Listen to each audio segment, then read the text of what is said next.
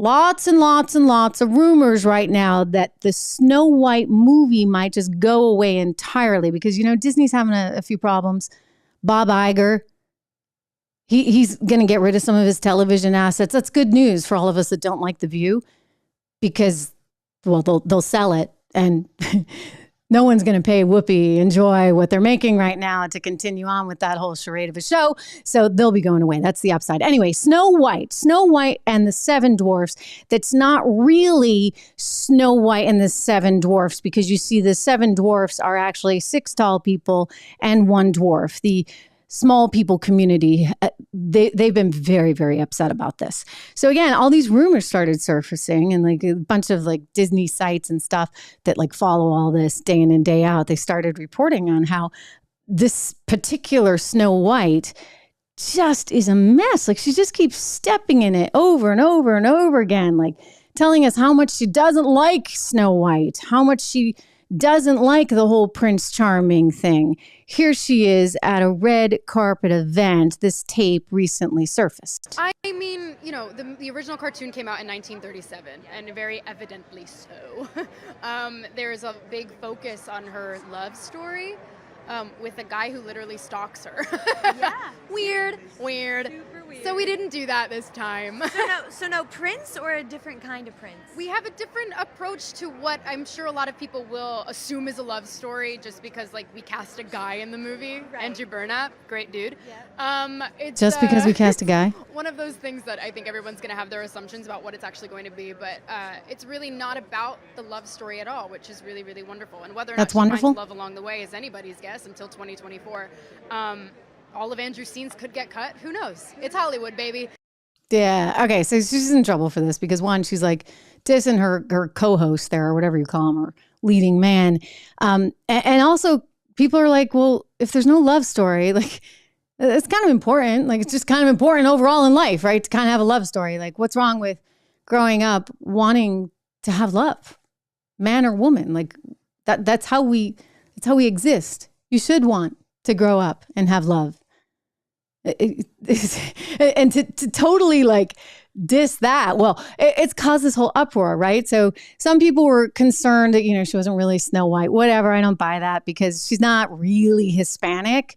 She's like half Eastern European and she's from Colombia or something. And I just, whatever. She works the Hispanic thing because that's how she got the role in West Side Story. Okay. So it's like working for her. I bet you anything I speak more fluent Spanish than her. I mean, I saw her in the movie. She was able to do the accent enough, but I don't buy the whole okay. So leave that aside for a second, regardless of whether she's Snow White enough. The dwarfs, they're a problem.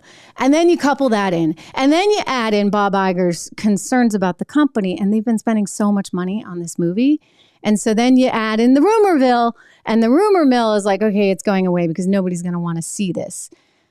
I'm going to set the record straight on that. I think it's going to happen. I think it's going to happen because they've already paid this money, right? And you get Gal Gadot and you get this girl and you get all this publicity around it. So Snow White will come out. Whether or not it's a success will depend on that storyline. You better have some really good scriptwriters and you better not trample all over love because you know what? People still like it. People still want to fall in love. And we wouldn't be here if they didn't. Hey, it's great to see you all. I've been looking at all your comments.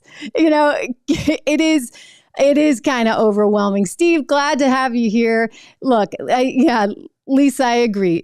It's a train wreck. It's a train wreck, and they're probably going to lose a lot of money on it. But straight to DVD, says Mark. Most likely. Anyway, we'll let them dig their own grave, shall we say. There's going to be new opportunities for all kinds of new content in this new world. I just hope that I can continue conversing with all of you. If you haven't subscribed, do me that favor. Subscribe, because you never know in this environment. I think that this particular administration, gosh, if we actually saw Michelle Obama, I don't think it's going to happen. But listen, it's a crazy time. And there's a lot of things that I wouldn't think should happen or would ever happen that are happening. They keep blowing me away with their ability to try to completely reinvent truth. And the Hunter laptop was just sort of the latest. The idea that they put together some kind of plea deal for Hunter Biden, and they tried to like just snowball everyone with that one. Thank goodness there was a judge who said enough. Thank goodness we had whistleblowers out there. Thank goodness somebody leaked that FD 1023 memo to Chuck Grassley. We're in a really weird place, America. So definitely keep subscribing. I will see you back here over the weekend. Let's stay in touch. I'm on all the social media platforms. I'll put all of them there for you below so that you can follow me on all these different things. And love seeing you guys. Have a great weekend.